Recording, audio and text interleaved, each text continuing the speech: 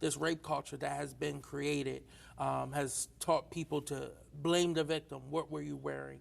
How much did you have to drink? Were you on any? Were you smoking or doing any drugs? Instead of holding those who actually committed the assault accountable for their actions. This angers me. This frustrates me. It ignites in me anger because why don't we get it? I'm sorry to keep busting into your reporting, but why don't we get it? The life of a white male rapist is more valuable than a black man who just want to eat some Skittles.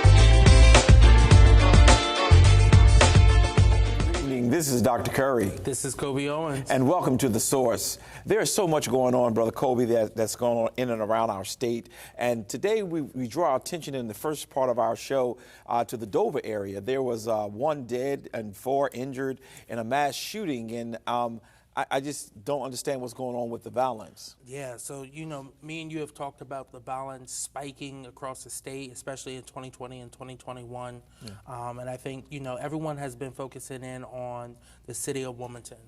The city of Wilmington was Murder Town, USA. The city of Wilmington can't handle, the gun violence and stuff like that. It's really happening all across the state. Dover has been getting hit hard for years now, and it's very sad, this incident that happened down there this past weekend, where one individual, a 22-year-old man, was killed, but it was 5 lives impacted by this. Yeah. There was a 25-year-old man and woman and a 19-year-old man and woman who were also hit by bullets and taken to the hospital as well, too. So this is out of control, and it's really become a theme, right? Of where there's low-income communities, where there's minority communities. You're seeing this higher gun violence.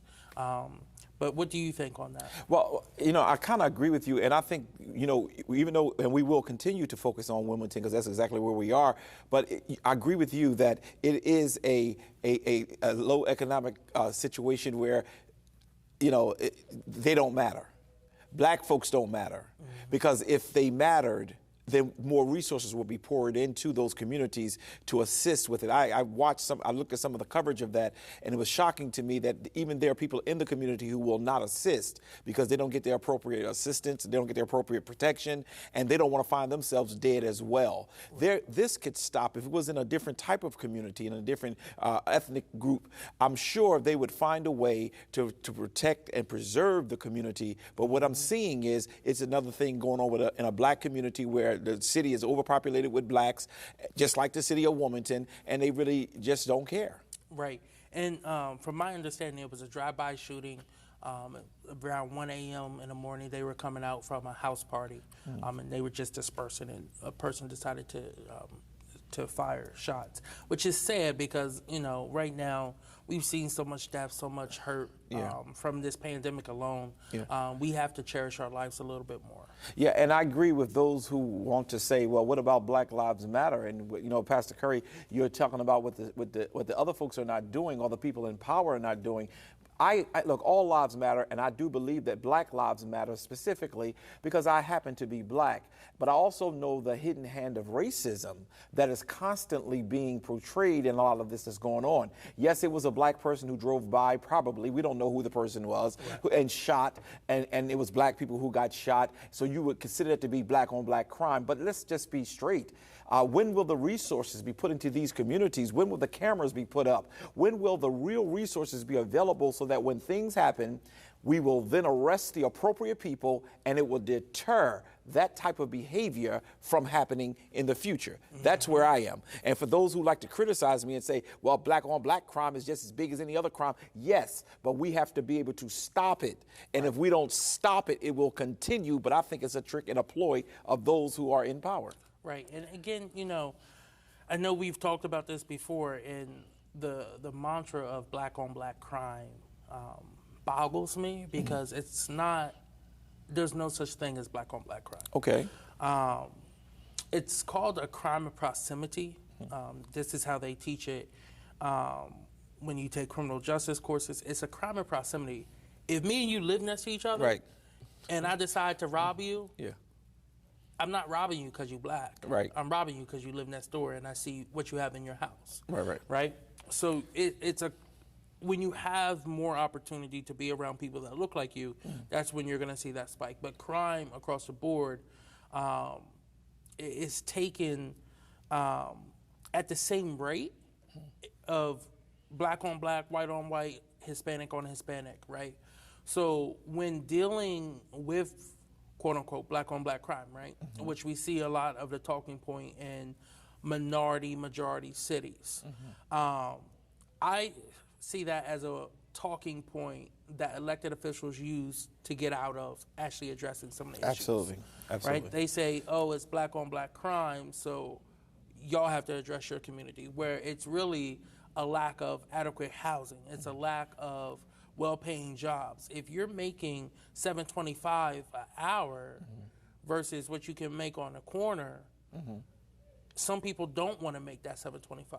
They got responsibilities, right? They have a kid or two. And what we fail to realize too, Kobe, is that some people inherit money. Yep. Some people don't have to depend Exactly. on a good paying job. And I think when you said what you just said about that close proximity, the good thing about you, myself, and those of us who bring you the news from the source is that we are not people who are uneducated. We are people who are educated. We understand, and for all too often, the people in political power, they are used to a hollering, screaming, go away after the event and issue is over. But just what you just did, you've been saying the same thing for the last 3 or 4 shows, and I keep saying black on black crime, and because I want to make sure they understand we're not confused on what is going on. Correct. No, I don't want my neighbor to rob me. No, I don't want to be shot by some. I don't want to be shot at all, but I don't want to be shot by. But the point is, because we're in close proximity, these things happen. But look at the circumstances that surround us. That's where my problem is. Yeah, no, and I agree with you. And I think that's why we need to have more of these conversations, because the key, like you said, is education. Yeah. We have to educate our people in power on how to truly address it. And, one thing I always said, and Brian Stevenson says it the best, is those who are most proximate to the issue have the best solutions. Right. And Brian Stevenson is a world-renowned scholar. He says that because he understands that to get to a root cause of something, you have to have the people there who actually deal with it. Yeah, which means sometimes, we tend to think if it's a black person, they can handle it. They can work on it. Right. But they have no proximity to the situation. Correct. They have no sensitivity to the situation. And it often leaves us void again of some of the deficits that we find ourselves in. Yep. Here's a few articles on this issue right here.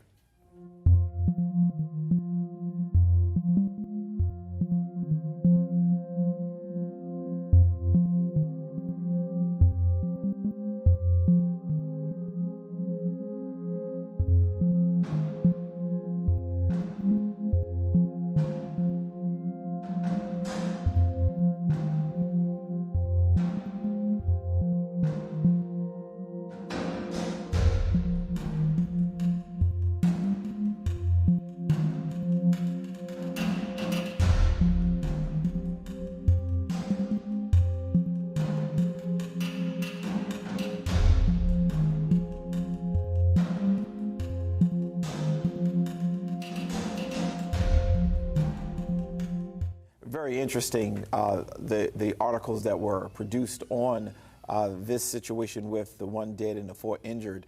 But I just want to say to all of our elected officials, you were put into position that you may make the resources available to deal with this crime. I've asked the mayor's office several times for a meeting. It's not that I want to take over the city. It's not that I want to be able to talk negative about the mayor. For real. It's about we can play as partners to help solve some of the ills that are in the community. Right. Some of the people that he have around him have no clue on what this community and other communities are really facing. They are living in their various positions. I was looking at some of the people here around him. One of them went to Norfolk University. That is a historically black college. Thank the Lord. But the way she's acts, it does not even reflect what she's been taught from the HBCU experience. So having black people around you doesn't mean that you really understand the plight. And that's why I like the close proximity piece. But what's going on with the University of Delaware? The University of Delaware has this protest with the students over something that was happening. Yeah, it's been protests all week long. And this all stems from an incident that happened that a frat brother, a 20-year-old student who was recently arrested as well too, he got in an incident with his ex-girlfriend, and then it escalated. He got in an argument, then it escalated, and then it turned into him spray painting her in the face. Oh my! Strangling her, making her go unconscious, and then holding her captive for up to 4 hours in his dorm, and then he finally threw her down the steps and out the house. Wow! He was arrested. He's been expelled, or as the university said in a statement, been separated from the university. But what the issue was the university knew about this, knew about the report, and did nothing. I bet you everything I own, I'm sorry to cut you off, but I bet you everything I own, this individual who did these acts or who was accused of these acts is not black. Because had those things happened and that person was a black student, now this is one time I may be wrong because I have not seen the article. If that person is black, that person would have been gone the day before it occurred. So do you know whether or not this was a black student or a white student? They released this picture. It's kind of hard to tell. The fraternity, though, is, I got to look this up. I'm not good with these letters. Okay. Kappa Delta Rho. Okay, I'm sorry. I am a member of the elite fraternities and sororities of the black persuasion, and that is not one of ours. Okay, go ahead. You may continue. Yeah. I'm all right with my case. But getting back to the root of this and the root of the protest, right? So this isn't the first incident that's happened at KDR, and this is why a lot of students are speaking up about other incidents that has happened there with frat brothers. While this incident was happening, there was frat brothers in the house who did nothing. She was screaming out and everything. Actually, a neighbor actually said she was screaming out. They could hear the screams, but didn't know where it was coming from. So no way you can be in the house and not hear this, right? You had hundreds and hundreds of people shut down Main Street to come out and share stories of sexual assault, of when, dealing with fraternities on campus, dealing with men who attack women and stuff like that. But the message of it was a few things. So hold the fraternity accountable for their actions, for UD to have a better response to incidents of sexual assault, and then 3, make sure it's not demonizing victims, but educating others on how to properly interact with each other. And that's, the culture, this rape culture that has been created, has taught people to blame the victim. What were you wearing? How much did you have to drink? Were you on any, were you smoking or, doing any drugs? Instead of holding those who actually committed the assault accountable for their actions. We saw this in Stanford University, where the swimmer, Brock, where the judge said in court, I'm only going to give you probation because I don't want to ruin your life. Unbelievable. After he had raped someone. Yeah. I bet you he wasn't African American. No, he was a white swimmer. Okay. There was another incident. I don't want to ruin your life. Right. This angers me. This frustrates me. It ignites in me anger because why don't we get it? I'm sorry to keep busting into your reporting, but why don't we get it The life of a white male rapist is more valuable than a black man who just want to eat some Skittles. The life of a rapist white man is more vital, more important than the person who lives in a community who wants to do better but can't because of the oppression that is given to them. At some point, somebody has to wake up and see this. I'm sorry again, but this is just angering. And I think, I really want to echo the words of the lead organizer of the protest, Kyra Spann, who said that this protest isn't just about the one event. This isn't just a protest. It's an event to give a voice to the problem. And that the focus of the protest is domestic violence, including sexual assault. But it's a bigger conversation that needs to be had, not just in Newark, not just on their campus, but I think it's a conversation that needs to be had all across this nation. Because we truly have an issue here, especially in college campuses, where it's very hard for the reporting system to actually do justice for the victims.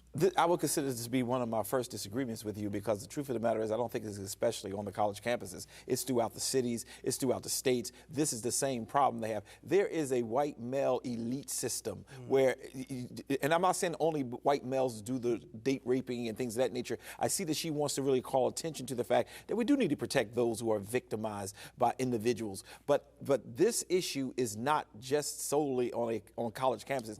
It is everywhere.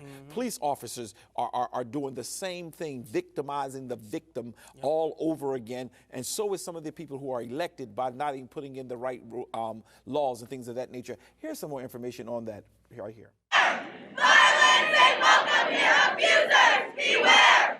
Violence ain't welcome here, abusers, beware! Compliance! Silence is compliance! Silence is compliance! Women! Respect! Women! Respect! Women! Respect! Women! Respect! Women! Respect! No peace! Get abusers off the street, no justice, no peace! Get abusers off the street, no justice, no peace! Get abusers off the street, no justice, no peace! Get abusers off the street, no justice, no peace! Get abusers off the street, no justice, no peace! Get abusers off the street, no justice, no peace! ADR has got to go, hey, hey, go home! ADR has got to go, hey, hey, go home! ADR has got to go, hey, hey, go home! ADR has got to go, hey, hey, go home! Yeah, and stemming from that protest and everything, they have taken aim at the president of the university as well too, saying that his lackluster support for them, as well as his silence, has been very well heard. I'll say that, and they're not happy with his response and his handling of the situation. So there's been rumblings about what they're going to do next, if they're going to target him more, because it starts with leadership. And because we want to always give reliable source information, they have not called for it yet, but recognizing that that is a white school, recognizing that they don't play when it comes down to their lives, I'm almost certain they're probably going to call for his resignation, and I'm almost certain that once they start calling for it, he's going to resign, because that's what happens. When a team is losing, the coach has to go. When people have elected officials, or in his case, he's not an elected official, but he is appointed based on his performance, so shouldn't we hold our elected officials the same way? So I hear that they have not done it yet, but I'm almost certain if he has really been lackluster in his responses, his silence have been so loud that it is recognized, I'm almost certain it's going to happen, but we're going to report on that next week. Let's move on to this last thing I want to talk about in this segment of our show, and that is about the state auditor indicted. What's going on with that? So Monday afternoon, State Attorney General Kathleen Jennings, along with her two deputies, Alice Meckler and Matt Denny, held a press conference outside of the Newcastle Courthouse, which is right here in the city of Wilmington, the Justice Center. Now, a lot of people heard about the press conference and knew it had to be big, but I don't think a lot of people expected it to be she was going to be announcing an indictment and charges against another statewide official. And the charges stem from an investigation that started over a year ago, as she reported, that found that Kathleen McGinnis, State Auditor McGinnis, had hired her own daughter after firing someone, saying that there wasn't enough work hours to go around for the person, fired them, then hired her teenage daughter and her teenage daughter's friend to work in the office. Now, what really was the red flag was the daughter did not actually come into the office to work, but was getting paid $19,000 in that time span.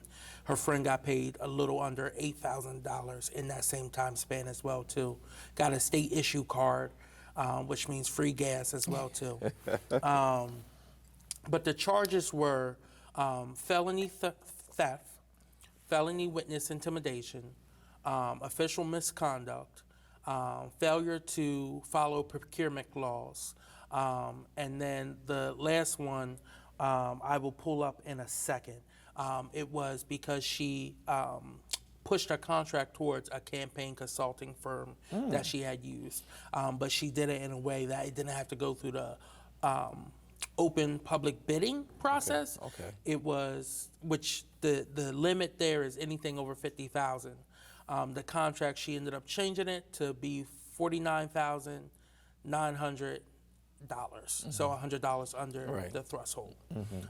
So again, she turned herself in the following day on Tuesday, and she pled not guilty with her attorney. Her attorney said these allegations are false, and that she plans to continue to do work on behalf of the state of Delaware in the auditor's office. Also, she's not planning to resign. No, as of right now, she's not planning to resign. Now, Senate and House leadership both put out statements late Wednesday night, both stating that she should step aside, take a leave of absence while she's under investigation, which is pretty much calling for someone to resign. Well, I didn't hear the words, so you can say pretty much. The point is, again, we are showing the favoritism that is going on within that community. You're saying that she's not going to resign. She's still in the position. You did get a response to the Democratic Party. I mean, not the Democratic Party. You just get a response to the state. Right. What about the Democratic Party? So the Democratic Party said it was a breach of trust with the public. It was abuse of the office, and that she should step down. And that was a statement put out by Betsy Marin, who's the party chair. Okay. So it was a very strong statement. And, I think she's taken such a strong stance because this is the office that is supposed to make sure no one else is stealing the money, make sure that fraud isn't happening. So for this to happen, to even be involved with this office, is why Betsy has taken such a strong stance here. Yeah, and the appearance of it, even if the accusations are not totally where it has been accused, the appearance of it is just not good for the office in which she holds. And I think that we really need to follow that as well. So we're going to try to get some updates within the weeks to come. Yeah, so the case should be coming up soon. So we will definitely be following it once it goes to trial. Good, good, good. We're getting ready to take a break, but when we come back, we're going to really start something new. You heard Jay Street as well as Kobe Owens as well as myself. We were doing a lot of talking last week about what's going on in the city and how the political arena is out of control. The black community is divided. We get ready to start another segment of our show that's really going to deal with the solid storm that is arising, that is bubbling up undertone. We won't be doing anything malicious or something earth-shattering, but what we're really going to be doing is we're going to be preparing for the next storm that happens, and we're going to have the appropriate response that's going to mesmerize some people. So we're going to start today, and we're going to start showing you how we're going to build our case. It's not about being angry. It's not about being able to label us as angry black men who are on a set trying to start trouble, but we're going to start exposing people, and we're going to start, and I mean seriously, we can't play the games. When you are elected official, you are elected to serve the people. So what I want to do is I want to change the trajectory of our show and now start moving in the zone where we're going to start highlighting and sharing people's votes, sharing what they're doing, share how they may be black, but they do not represent us. You tell. We'll be right back.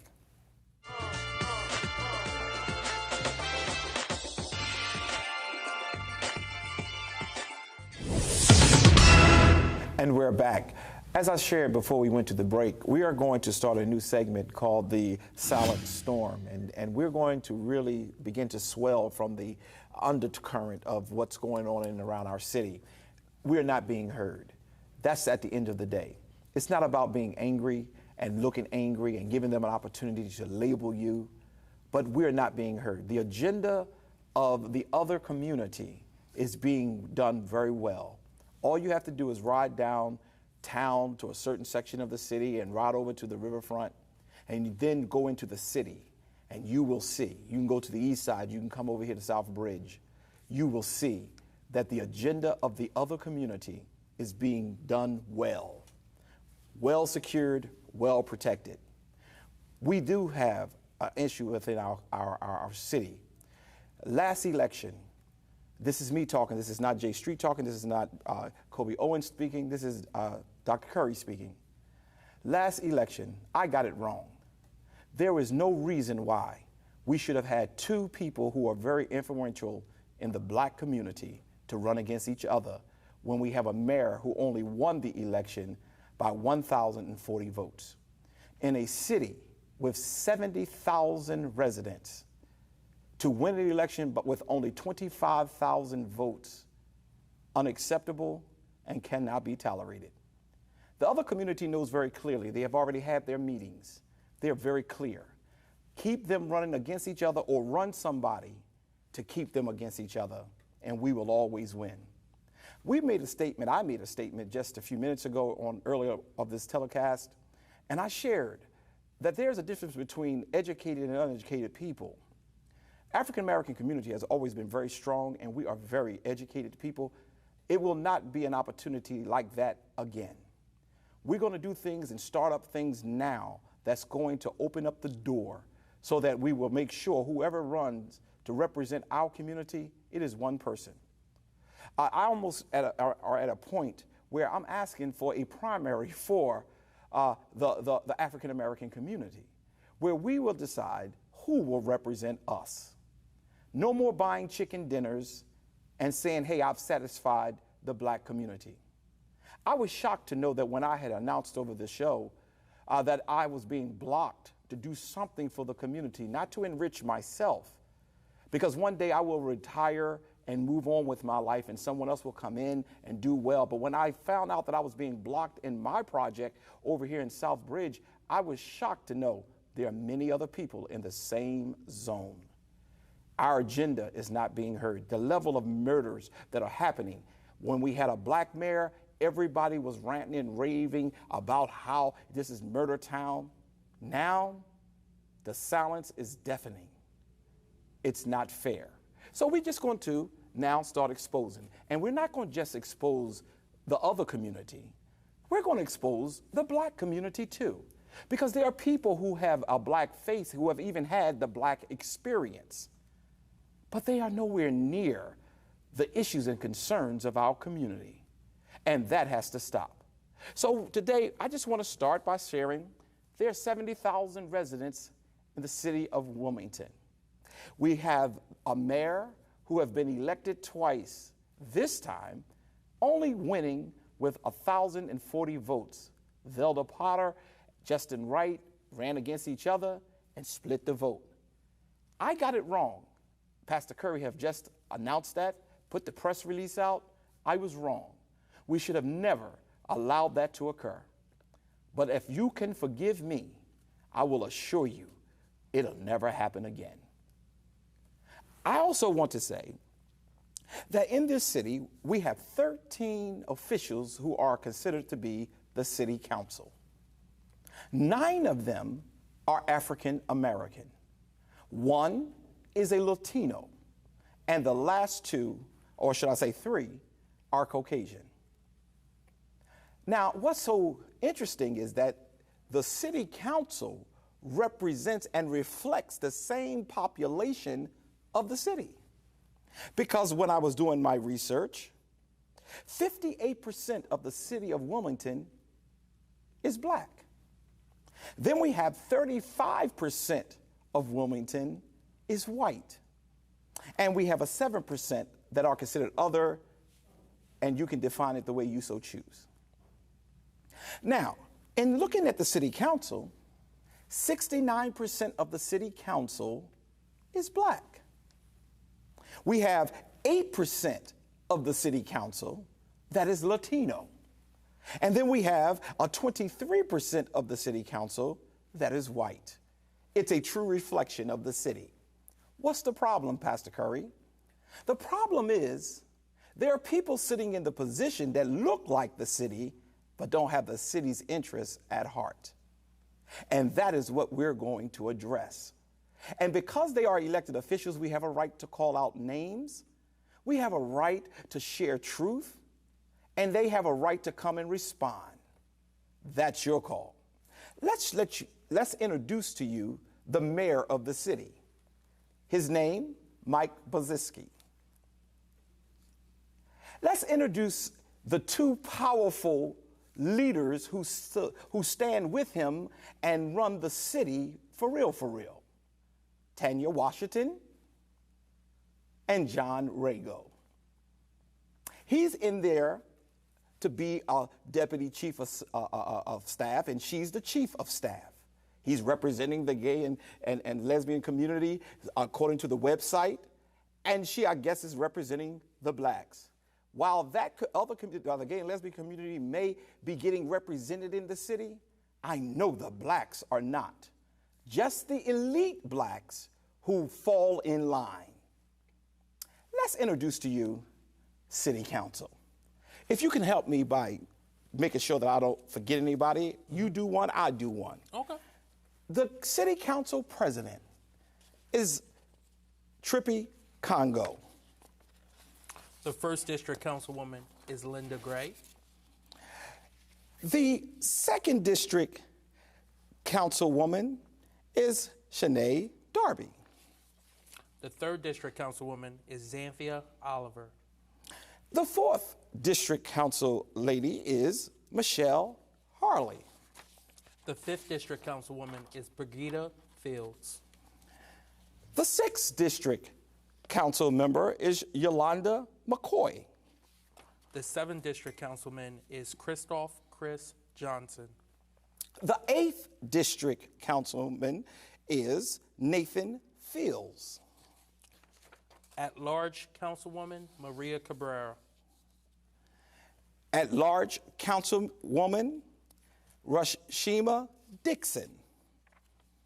At-large councilman James Spadola. At-large councilwoman Loretta Walsh. I want to start by saying, look at those persons. You've seen the pictures on your screen. This is the city council. One of my colleagues on the show, and I believe it was Mr. Owens, who said that the true reflection is not true because the mayor has his 7 votes to push his agenda across. Whatever he wants to do, got 7 people who gonna say yay. This week, we're not going to share the 7. We're gonna wait because we're not gonna be in a hurry. We're gonna give people a chance to do what they need to do. But there are 3 city council at-large people. You have Miss Walsh, you have James Spadola, how you say his name? Spadola. Spadola, and you have Rashima Dixon. That means when the agenda of the mayor went through, the certain group of people were able to make it through. Now, I'm not saying that Miss Rashima, go ahead. Let me just a quick correction to that. So you're talking about on the Democratic side? Yes, I forgot because you have the Republican one. Right. So James Spadola is the Republican Yes. of the council, and it's Maria Cabrera, Rashima Dixon, and Loretta Walsh, who are the Democratic side. Very good. Thank you. And thank you for correcting me. And that's why I need you so much to make sure I stay on point. We vote for all of the at-large. Did you notice something? And you're going to need to correct me. Mm-hmm. Trippy Congo ran against Hanifa Shabazz. Mm-hmm. It is no secret that Hanifa Shabazz was very much in the camp of the mayor. Okay. Help me to make sure I don't do anything disrespectful. Did anybody else run in the at the city council president's level? No. For a while there, Councilwoman Rashima Dixon was in that race. But once former councilman at the time, Trippy Congo jumped in that race, she switched back to her old position. I want you to pay attention to that. Pay attention to that. Because their agenda cannot be pushed when there's a face-to-face. If Rashima Dixon would have had the ego or the attitude, I'm staying in the race, and Trippy had the ego and the attitude, I'm staying in the race, Hanifa Shabazz would still be city council president. But because they backed out and said, you know what, one of us will run, represent your people, and I do believe those two are representing their people, then one of their main key allies was pushed out. When we come together and don't run against each other, this is your result. We cannot continue to allow the other community to use us as puppets. At some point, we have to say, enough is enough. So we're going to start this little segment, and I'm ready. We will be doing investigative reporting. We have asked for meetings. It ain't happening because I don't care. I got enough black people to do what I need to do. But city council, it's time to stop sitting and signing everything that is being given and not pushing legislation and things to help our community. Thank you to the mayor for giving us a nice, wonderful riverfront. We need that. I have guests who come to town, and I want them to enjoy the city of Wilmington. But I do not want my people dying on 4th Street. I do not want my people dying here in South Bridge. After a mass shooting occurs over here, then everything is back to normal. No police are anywhere to be found. We must come together, and we must do it without anger. As a matter of fact, we must do it silently so that the sting will be real. So I'll say that as an opening today. Any thoughts from you? Yeah, I look forward to it. And I think, the show, while based in the city of Wilmington, is so important that we break down what's happening here on city council and what policies are being pushed. And just like with anything, votes change. And by bringing things to light, what you hope is that makes people realize that their votes may not be reflective of the district or the people they're supposed to be representing. Right. And when we start showing next week, we're going to show the percentage of agreement that each council person had with the mayor's votes, the things that the mayor's agenda. We're going to do that. We're going to show you that we two educated black men, the 3 with street, 2 of them went to white universities. I went to a black one, but that's all right. I like to joke, and I'm always joking. But the reality of it is we're not coming to you fussing and trying to bring a mob. We're going to present the information, and that undercurrent is going to keep swelling. And it won't be long until something happens, and then it's going to be, here's all the facts. This is where the blame lies. And even if it means shutting down some buildings, doing some real protest at some of these houses where they can't move about, where the city is put to a stale, that's on the way. But we gonna be quiet. Shh. We'll be right back.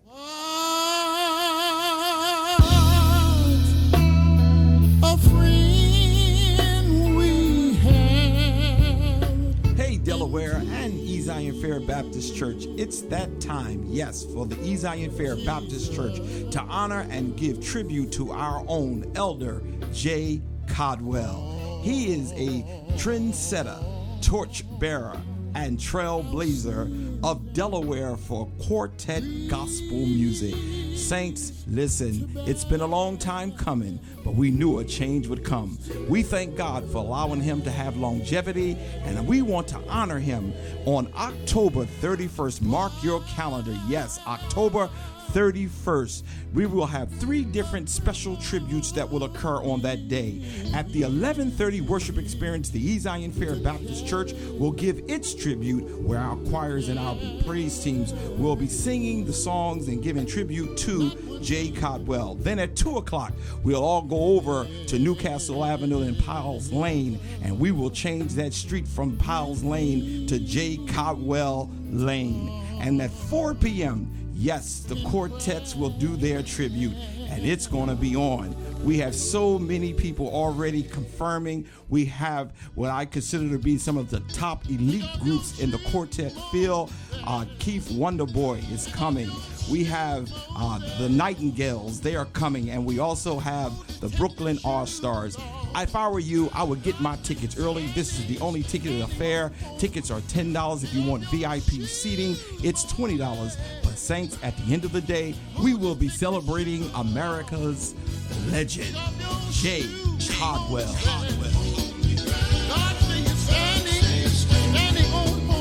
And we're back. Well, Kobe, let's get into the Kobe Corner because we're just excited about whatever you want to talk about. Yeah, so first off, I want to talk about the redistricting process. And we have been saying keep an eye out for the maps coming out and everything, and things were going to be changing because of different population shifts all across the state, right? So this week, both the Senate and the House released their maps. The Senate map pretty much looks the same, except if you live up in the Claymont area, you got a new state senator. If you live downstate, the area's changed a little bit, but pretty much the city of Wilmington stayed intact with their 3 senators, major senators, 1st district being Sarah McBride, 2nd district being Darius Brown, and 3rd district being Tizzy Lockman. Good. For the city of Wilmington area. And then Marie Pickney's district down in Bear stayed the same pretty much as well too. Right. Now on the House side, some of the major changes you saw in the House is if your representative was Melissa Minor Brown, she picked up all of Delaware City. That is huge. That changes the demographics of that district by a lot. That's an entire city that she picked up. Now, who is she? I don't know her. Melissa Minor Brown is a state rep for the 17th district. That's like lower Newcastle, not lower Newcastle, but like old Newcastle area down that way. Okay.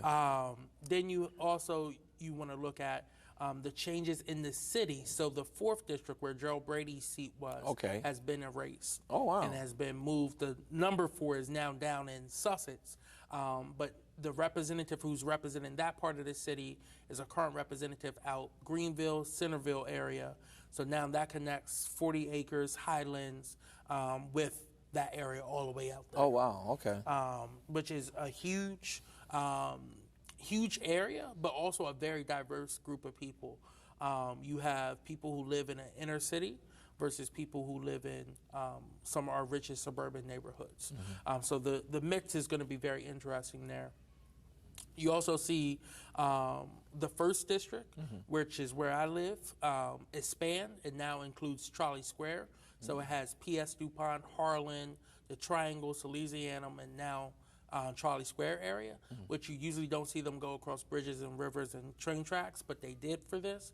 And then you also saw Representative Sherry Dorsey Walker's, the 3rd district, expand, pick up not Old Newcastle, more Merlin Avenue area as well too. So that was just some of the changes here in the city. Downstate, you have a whole brand new district where it's the Long Neck area is a brand new seat right below Georgetown as well too. It kind of creates a little bubble out there. And then also out the Pike Creek area, there was a lot of movement because they was undercounted out there. So if you live in Pike Creek, please check up on that. You may have a new representative, or you may be in a new 21st, which has no representative. It's an open seat. And you know, one of the things when watching redistricting. Now, where's the 21st at? The 21st is the Pike Creek area. Okay, yeah. That's actually like where the heart of Pike Creek is. that area is now unrepresentative, so they're going to have to elect someone new in that district. Because the old person who was in the 21st is now in the 23rd, Okay, that's right. which pits a Democrat versus a Republican. It pits Paul Bombach, who's been an advocate for the people, against Mike Ramone, who's been an advocate for his own pockets. And I say that because he was behind the youth and training wage, which said that if you're under 18, we could pay you less than the minimum wage. Oh, wow. Because, you know, no person under 18 is working because they want to. They're just doing it for fun. That's not true, especially not And I'm in doing the the black work. community, Yeah, right? yeah. But he owns a lot of small businesses. He owns a bunch of pools where he employs a bunch of people under the age of 18. So it benefited him to have to pay them less. But that's where we're at with the process right now. There's going to be a public hearing on tomorrow, October 18th. So please tune in. Go to legislative.delaware.gov and click redistricting to get the link to sign up for the Zoom to give public comment on that as well too. In other news and more exciting news, last weekend was the first DNC meeting. It was my first DNC meeting as first vice chair of the party, and one of our points of business was to approve the appointees of President Biden and the chair, Jamie Harrison. And I'm very proud that we had our representation and our delegation in Delaware expand. The president appointed he appointed 75 people total, but 5 of those people were from Delaware. And all of them bring a very diverse background, a very needed background to the DNC. But I want to give a special shout out to Tony Allen. Congratulations, President of Del State. State Senator Sarah McBride was also appointed. Tom Carper's district office person, Bonnie Wu, was appointed. And then our State Health and Human Services Secretary, Molly McCarrick, was also appointed. And then lobbyist and government affairs expert, Brian McGlinchey, was the last person appointed. So congratulations to all of them. All going to play a major role. Sarah McBride was also appointed to the executive committee as an at-large member as well, too. Perfect. This is just awesome. And congratulations also to Tony and all those who were appointed. And I'm hoping that they will go and do some great stuff. So, you know, as we gear up for 2022 and 2024, having them around the table is going to be critical to making sure not only we keep the Democratic lead in the House and in the Senate, we expand our lead there, but then also making sure we're winning in the legislative area all across the state and throughout the nation. And then lastly, I want to talk about a rebranding of a tool that my friends over at the Hip Hop Caucus has introduced. So in 2008, they had this historic voter registration, voter engagement initiative called Respect My Vote. And it was used to target HBCU students, black people who didn't attend college, low income, and young people, right? So now they're rebranding it. It really, in 2020, they did some work, but now they're coming full force because they know 2022 off-year elections are going to be so important. So what they're doing now is focusing on those who are incarcerated, those who are on probation, and those who are formerly incarcerated to make sure they know their rights for when they're coming out of the system or when they're finally done with the system, that they can get their right to vote back and that they need to get to the polls to vote. If you look at it, 4 million people in Florida were affected because they couldn't vote, and that's why Prop 4 was so important. That changed. 1 in 4 black men were affected and could not vote in Florida. But Prop 4 that passed last go-round changes that and requires them to be able to vote this go-round. That's why it's going to be so important. In a race where you see Val Demings running for U.S. Senate, a black woman, congresswoman, is running for U.S. Senate. She raised $8.3 million. One thing about black candidates, they are doing the dang thing when it comes to fundraising. Jamie Harrison set records, Raphael Warnock, Reverend Warnock set records, and now Val Demings is following that trend as well too. So making sure that our vote is key and that we know the laws leading up to the election, so we can't be purged off the voter rolls, so that we can't be shocked when we get to the voter booth. Make sure we're ready to go come election day in 2022. This is going to be a critical election. This is the first redistricting since they've gutted pretty much the Voting Rights Act, and this is why we've been pushing so hard for voter legislation to pass. And you know what we're hoping to see is for them to finally put a foot down and say this stuff has to get done now. Good. Well, in saying that, first, will that help the Wilmington elections as well? The hip hop. Yes. So through my partnership with them, we are going to get some resources from them. They're investing $2 million into the program nationwide. But what we're going to do here, we're going to try to hire on 2 organizers to go and hopefully go into communities where there's where there's been high incarceration rates, and go in and talk to the community about getting re-registered to vote. Now, Delaware changed their law a while ago from 5-year wait time to after you're off of probation. It's 3 major crimes that will disqualify you, and I can pull that up, and we can put it up on a screen. But pretty much once you're done probation, you get your right back. Okay. So you get your right to vote back, and all you have to do is re-register. So making sure they get re-registered in time so that they're eligible to vote in the upcoming election. And the reason why I asked that question is because we are really going to be doing a whole lot of work. Yes. I've asked our political action committee here at the church, as well as those who I am very committed to in the community, we're going to have to get our voter registration numbers up. And if we're really going to make the change, and we also got to talk to each other about who's going to run and represent us, and what those who are currently representing us, are they truly representing us? Because all too often it's like they fall in line, and that's what we don't need. We need some people who will definitely do what we need in our community. The death rate, the murder rate in our community is just too much. Before we go on this from this segment, I want to talk a little bit about the infighting with the Democratic Party, because I looked at Joe Biden's numbers are going down. I watch how the Republicans are strategically playing on us fighting. You got Joe Manchin and Sinema, who is really at a point where I'm in charge and I don't care about anyone else. It's almost like they are part of the Republican Party. This would never be tolerated in their party. My question to you is there any states in the Senate that we probably can gain without losing? Because the 2 senators are pretty secure. Yeah. So you're talking about picking up Democratic seats? Yeah. So probably the 3 or 4 biggest states that we have is 1, Pennsylvania.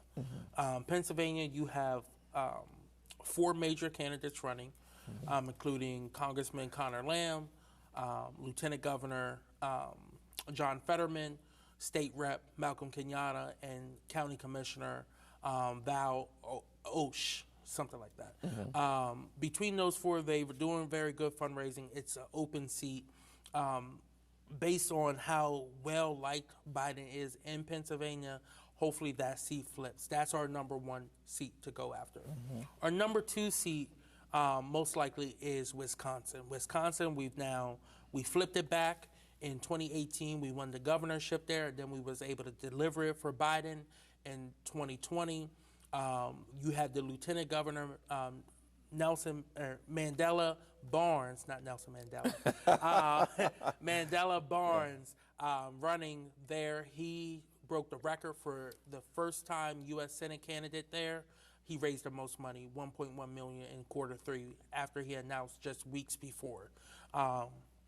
So if he keeps the fundraising up, he has the infrastructure there, he has the ground game, hopefully that is another flip. Now, Ron Johnson is up in the air about if he's running for re-election or not right now. Well, if he keeps raising the money that he's raising, Ron Johnson is second guessing whether or not he can. Correct. Some people don't want to be defeated, so they decide to bail out. Yep. But Ron Johnson shocked me because he used to be a decent senator. Yep.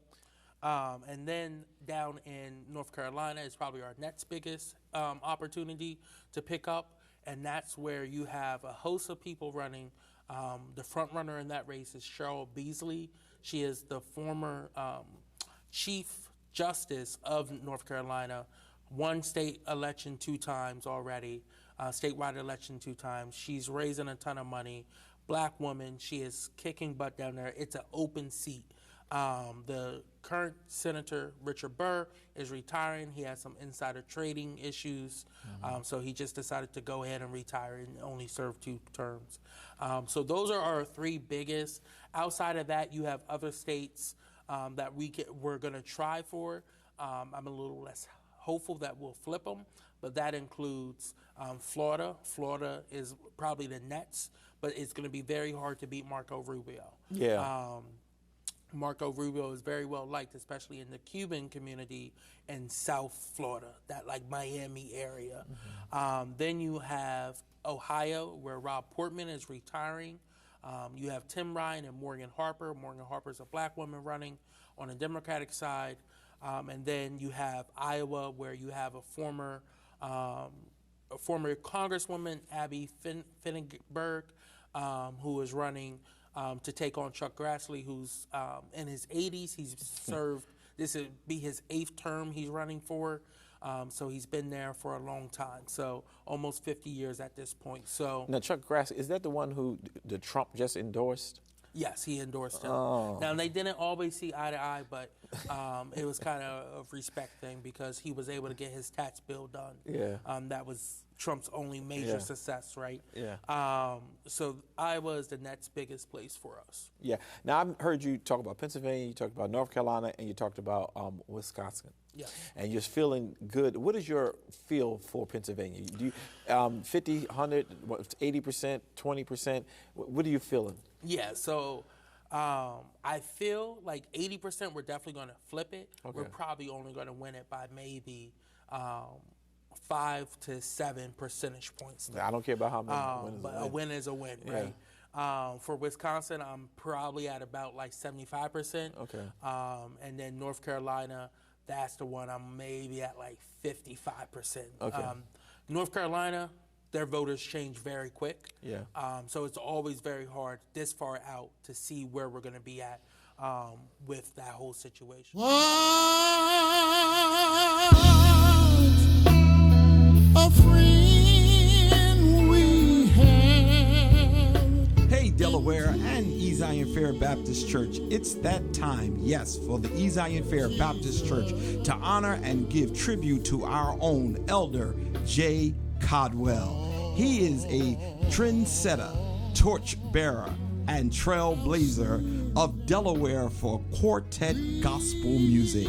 Saints, listen, it's been a long time coming, but we knew a change would come.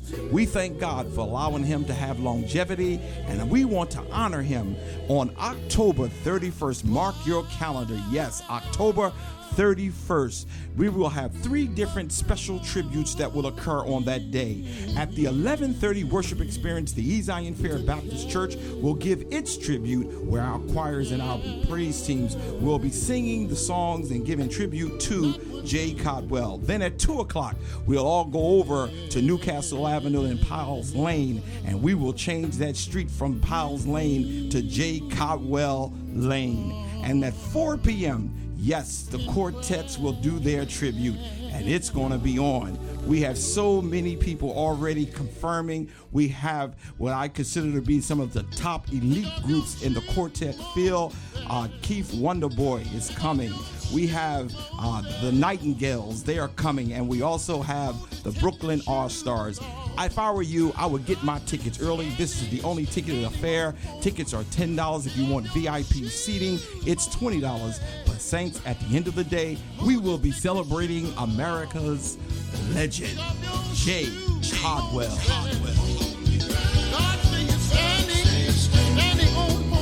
And we're back. Well, that's been our show for the day, and I hope and trust that you all have enjoyed our time together. Our news that we are presenting to you is trustworthy, and we're going to give you the facts. You heard about the silent storm that is now coming. That's going to be a new segment on our show. I'm looking forward to that because we're going to start exposing people for who they are so that you will be able to see and stop voting for people who give you a chicken sandwich or a fish sandwich, as they say, and not give you the tools to be able to fish. So please continue to tune in. Next week, we're going to let you see the percentage of people who are on the city council, who are voting directly with the mayor to keep his agenda pushing forward, but have not come together to put together some kind of crime bill or plan to be able to handle the crime that is in our city. Kobe, we coming to the end of the show. Is there anything you would like to share for the good of the order? It is flu season, so make sure you get your flu shot. Stay safe, everyone. Booster shots have been going around now. People are getting their booster shots. The president just got his. So if you are eligible for that booster shot, make sure you get your booster shot. I want everyone to stay safe because the holiday season's coming up. Yes. I know we have Halloween at the end of this month, but my favorite holiday is right after it, Thanksgiving. So make sure you get to see your family and friends during a time to be thankful for us all still being here and still being together, but also enjoying some good food. Thank you so very much, Brother Kobe. His favorite holiday is Thanksgiving. Mine is Christmas, but I understand.